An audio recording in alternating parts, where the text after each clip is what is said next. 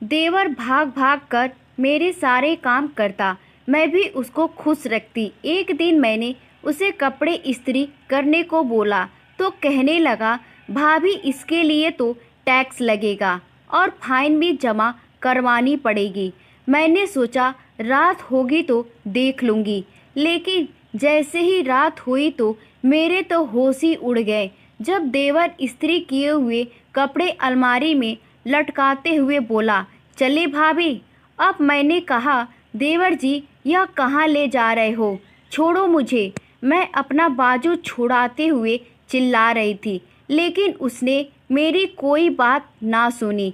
रिंकू भगवान से डरो, तुम्हारे भाई को पता चल गया तो क्या सोचेंगे तुम्हारे बारे में।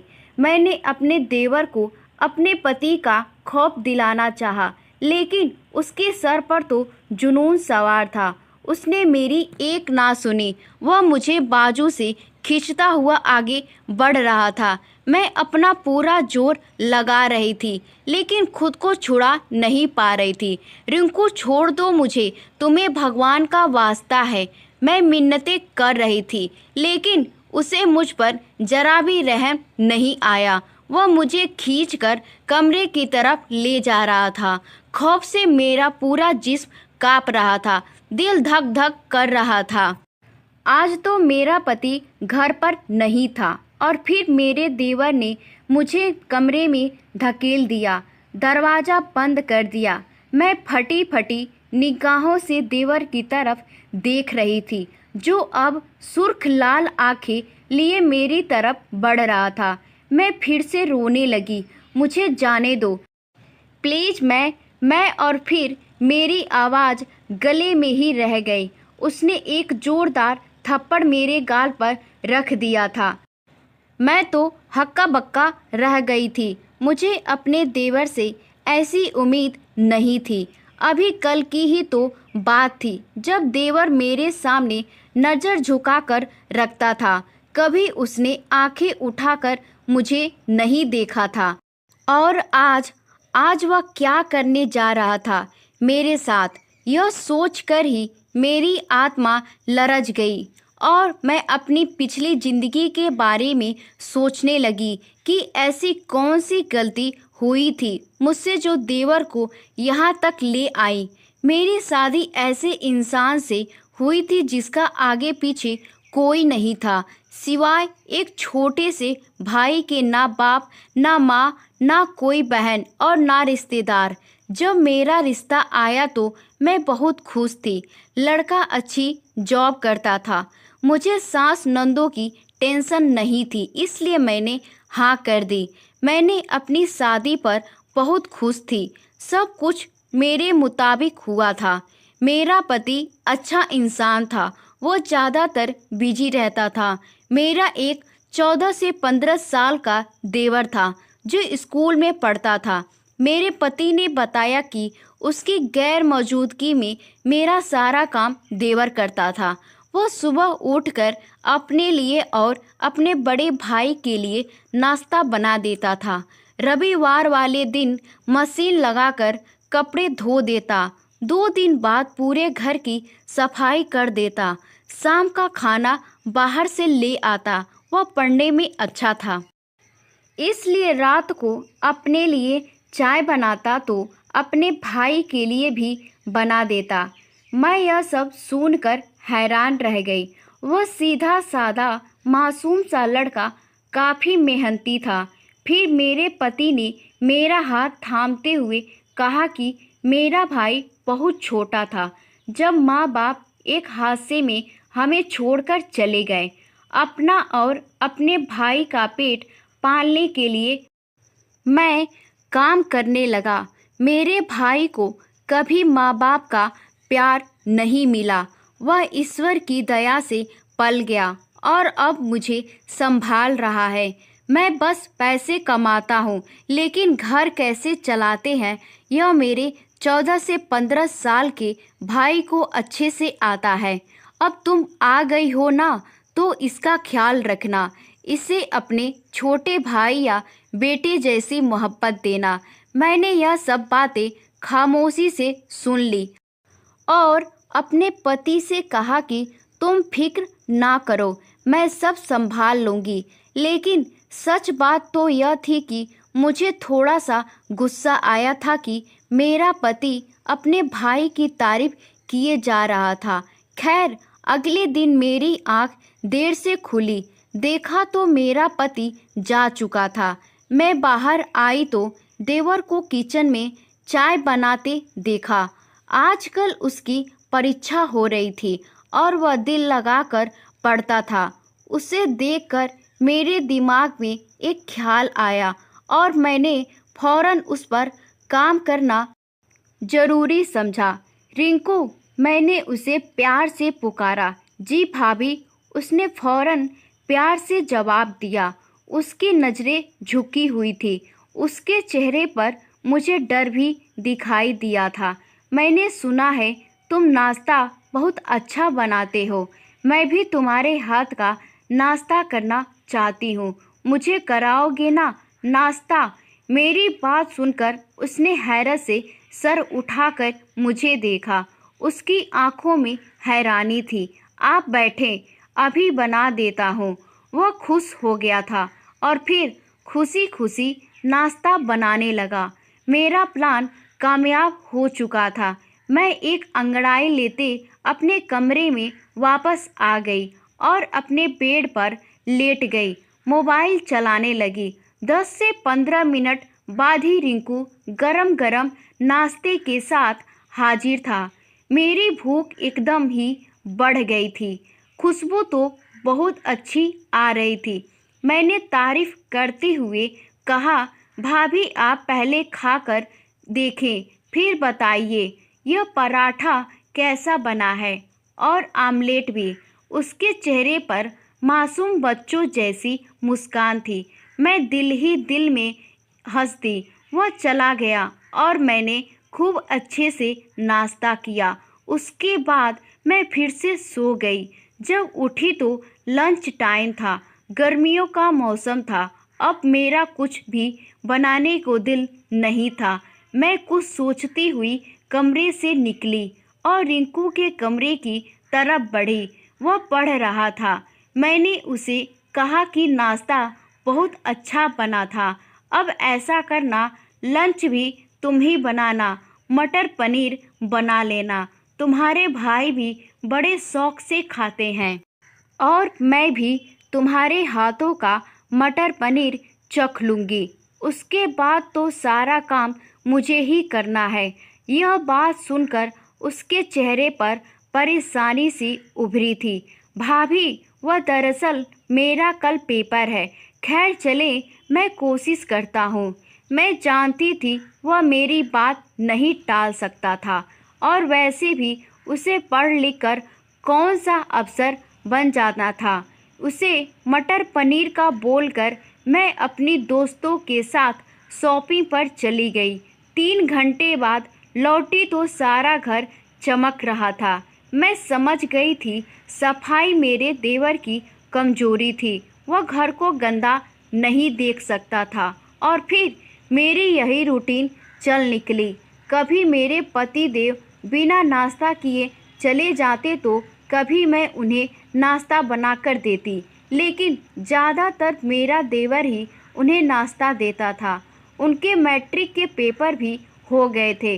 अब वह फ्री होता तो सारा घर का काम भी कर देता था, क्योंकि मैं तो नाश्ते के बाद फौरन सो जाती और उठकर अपने कमरे की सफाई कर लेती थी।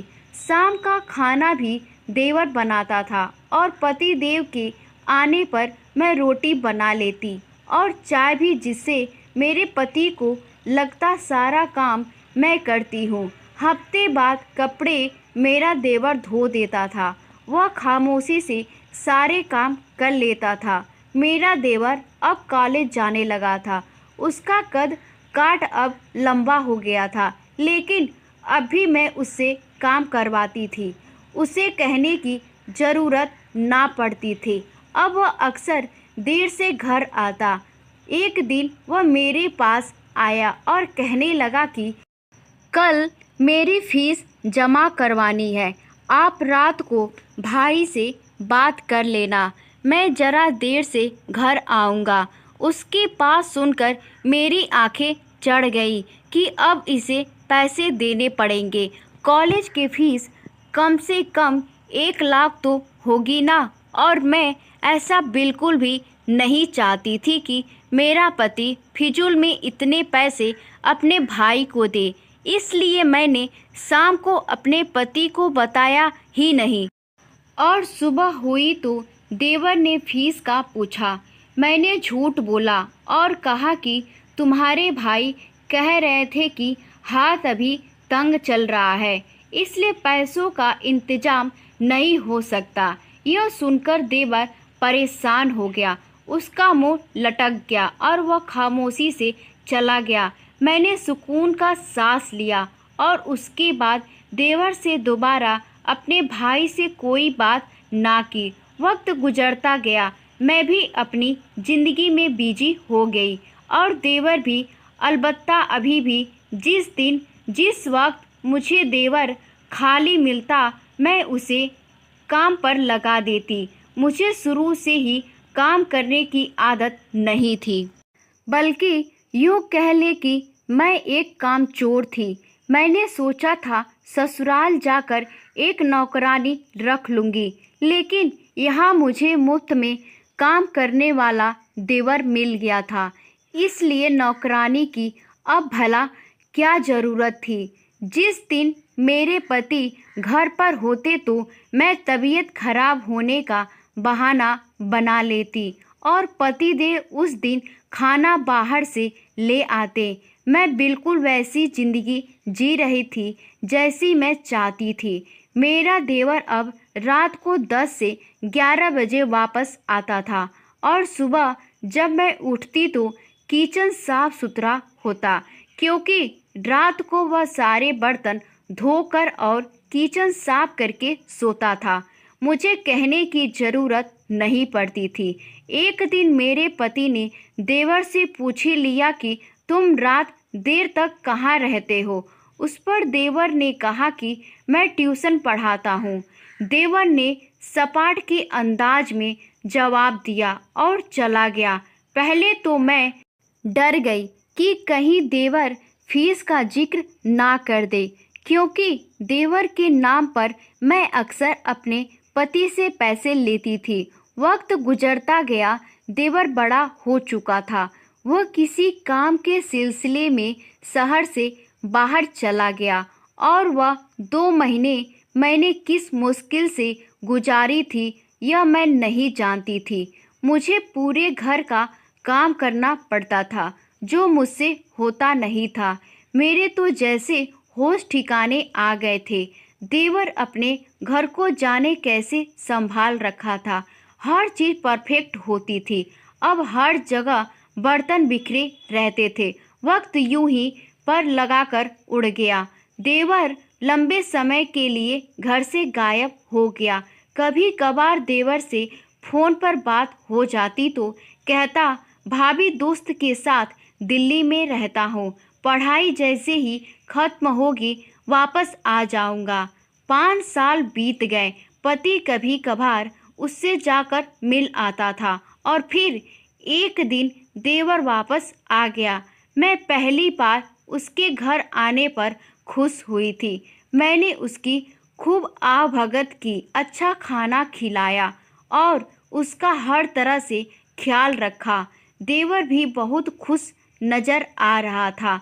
वह पहले से काफ़ी निखर गया था। शाम हुई तो मैंने देखा देवर अपने कपड़े इस्त्री कर रहा था। मैंने उससे कहा कि मेरी तबीयत ठीक नहीं है, आज तुम अपने भाई के सभी कपड़े इस्त्री कर दो। देवर ने यह बात सुनी और कहा कि भाभी, इस काम के लिए तो आज टैक्स लगेगा और फाइन भी जमा करवानी होगी। उसकी बात सुनकर मैं हंस पड़ी। मुझे लगा मजाक कर रहा है, इसलिए मैंने कहा कि ठीक है, मैं टैक्स चुका दूंगी। देवर ने सारे कपड़े इस्त्री कर दिए और फिर जैसे ही शाम हुई तो मुझे अंदाज़ा नहीं था कि यह मेरी ज़िंदगी की सबसे खौफनाक रात बनने वाली थी। शाम होते ही देवर मेरे कमरे में आया और कहा कि चले भाभी, फाइन जमा करवाएं। वह काफ़ी गंभीर था, लेकिन मुझे हैरत हुई कि किस फाइन की बात कर रहा था। देवर जी, कौन सी फाइन? मैंने हैरान होते हुए पूछा। यह तो आपको ऑफिस पहुंचकर ही पता चलेगा, देवर ने उसे गंभीरता से जवाब दिया।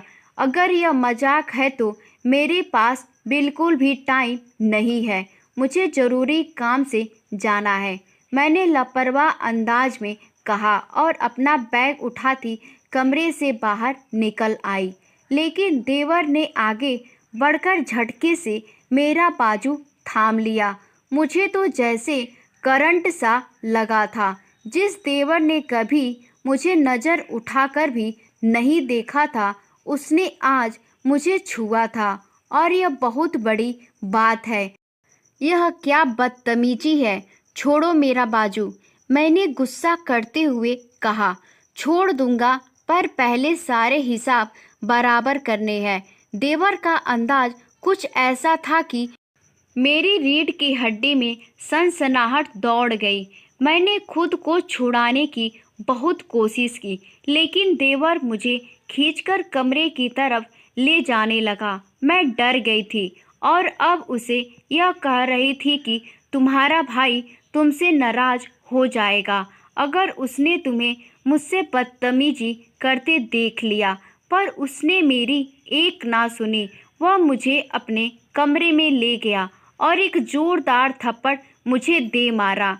यह थप्पड़ इसलिए कि आपने भाई को हमेशा धोखा दिया। वह गुस्से से लाल पीला हो चुका था। मैं तो हैरान रह गई थी। फिर उसने एक फाइल उठाई और मेरे सामने फेंकी। आप जो गवर्नमेंट से छुप छुप कर बिजनेस कर रही हैं, उसकी सारी जानकारी है इस फाइल में। आपके जिसमें जितना भी टैक्स है वह आपको चुकाना होगा। वह क्या बोल रहा था मुझे कुछ समझ ना आया। और यह देखिए, मैं एक इनकम टैक्स ऑफिसर हूँ। जानता हूँ आप जायज़ बिजनेस कर रही हैं, लेकिन गलत तरीके से कर रही हैं। इससे पहले कि इनकम टैक्स वाले आपको लेकर जाएं, खामोशी से पूरा टैक्स चुका दो। उसने अपना कार्ड मेरे सामने किया और मैं हैरान रह गई। वह वाकई ऑफिसर बन चुका था। इतने लंबे टाइम से वह घर से इसलिए गायब था क्योंकि वह ट्रेनिंग पर गया हुआ था। और इस फाइल में वह सारा हिसाब किताब है जो आपने मेरे नाम पर भाई से पैसे लिए, वह सारे आपको आज मुझे चुकाने होंगे। मैं खाली खाली नज़रों से देवर को देख रही थी, जाने उसे कैसे मेरे बिजनेस का पता चल गया था। हालांकि मैंने बहुत राजदारी से सारा काम किया था। जानती हैं, जब आप पहली बार इस घर में आई थी तो मैंने आपको भाभी नहीं माँ समझा था। मैं प्यार का भूखा था। मैं थक गया था अपने नाजुक हाथों से काम करते करते। पर आपने क्या किया? आपने मुझे नौकर बना लिया। देवर की आंखों में आंसू आ गए और मेरा सर झुक गया। मैं जानता था अगर मैंने इनकार किया तो आप मुझसे नफरत करेंगी, भाई को मेरे खिलाफ भड़काएंगी। इसलिए मैं खामोशी से आपकी हर बात मानता गया। यह कैसा आईना दिखा रहा था वह आज मुझे। मैं तो जैसे जमीन में गड़ गई थी। आप चाहती तो मैं नौकरानी रख लेता, पर नहीं, आपको मुफ्त में सब मिल रहा था। खैर, यह वक्त इन बातों का नहीं है। मेरे ऑफिस वालों ने यह फाइल मुझे दी है। वह आपको गिरफ्तार करना चाहते हैं।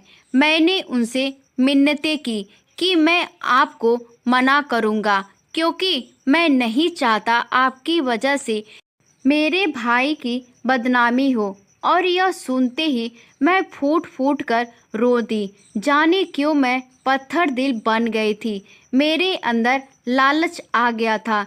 मैंने अपनी दोस्त के कहने पर पति से छुपकर एक बिजनेस शुरू कर लिया था, जिससे मैं 2 नंबर तरीके से माल का लेन देन करती थी और इस तरह गवर्नमेंट का सारा टैक्स हड़प जाती थी। लेकिन जानती थी यह गलत काम था, पर लालच ने मुझे अंधा कर दिया था। अब वक्त यही था कि मैं पूरा टैक्स चुका दूं और अपने देवर से भी माफ़ी मांग लेती और सारे पैसे उसे दे देती। मैंने ऐसा ही किया। सारा हड़प किया हुआ टैक्स का पैसा इनकम टैक्स वाले को दे दिया। देवर से माफ़ी मांगी। देवर का यह एहसान काफ़ी था कि उसने पति के सामने मेरी इज्जत रखी थी और फिर उस दिन से मैं सुधर गई। पैसा तो आनी जानी चीज़ थी, असल चीज़ तो रिश्ते थे जो मैं अब खोना नहीं चाहती थी, ना पति को ना अपने भाई जैसे देवर को। दोस्तों, उम्मीद करती हूँ आपको हमारी कहानी पसंद आई होगी। कहानी पसंद आई है तो वीडियो को लाइक करें, चैनल पर नए हैं तो चैनल को सब्सक्राइब करें और हाँ, नोटिफिकेशन बेल को ज़रूर दबाएं ताकि अगले अपडेट सबसे पहले आपको मिले।